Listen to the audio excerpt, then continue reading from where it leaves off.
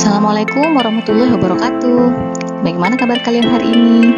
Tetap jaga kesehatan ya. Semoga wabah COVID-19 ini segera berlalu.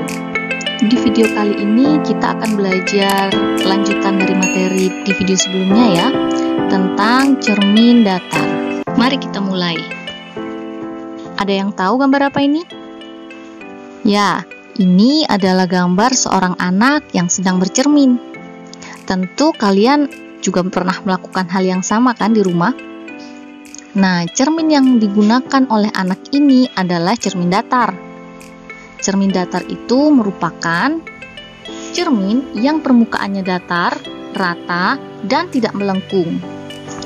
Cermin ini kaca, tapi di salah satu bagian atau sisinya dilapisi logam perak.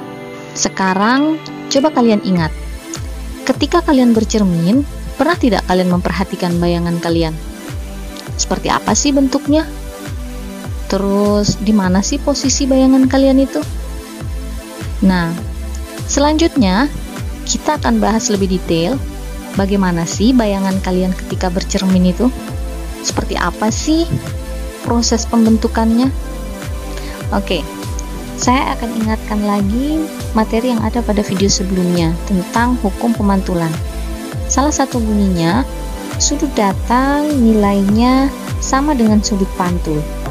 Nah, jadi jika ada suatu cahaya menyentuh permukaan cermin datar, maka cahaya tersebut akan dipantulkan dengan sudut yang sama. Yang di tengah itu garis normal ya. Jadi jika sudut datangnya 30 derajat, maka sudut pantulnya pun akan 30 derajat. Nah, sekarang coba kalian bayangkan kalian sedang bercermin. Anggap saja gambarnya seperti ini.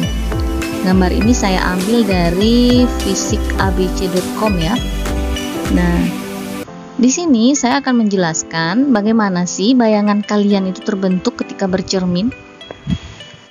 Cahaya yang dari kaki itu akan menuju cermin, kemudian dipantulkan dengan sudut yang sama sehingga bisa terlihat oleh mata. Begitu pula yang dari kepala. Menuju cermin, kemudian dipantulkan dengan sudut yang sama sehingga bisa dilihat oleh mata. Nah, perpanjangan dari sinar pantul inilah yang menentukan di manakah bayangan kalian berada. Selanjutnya, coba perhatikan bayangan orang yang ada di gambar. Nah, bayangan itu sifatnya maya. Maya itu apa? Maya itu tidak nyata. Tidak nyata itu bagaimana? Nah, seolah-olah berada di belakang cermin, tapi coba kalian lihat ke belakang cermin, ada tidak bayangannya? Kemudian yang kedua, bayangan itu sifatnya tegak. Ya. Kan tidak mungkin kalian itu bercermin tiba-tiba kaki kalian di atas, kepala kalian di bawah. Ya kan? Selanjutnya yang ketiga, sama besar. Yang keempat, jarak benda sama dengan bayangan. Jadi, kalau kalian berjarak 1 meter dari cermin, bayangan kalian pun juga akan berjarak 1 meter dari cermin.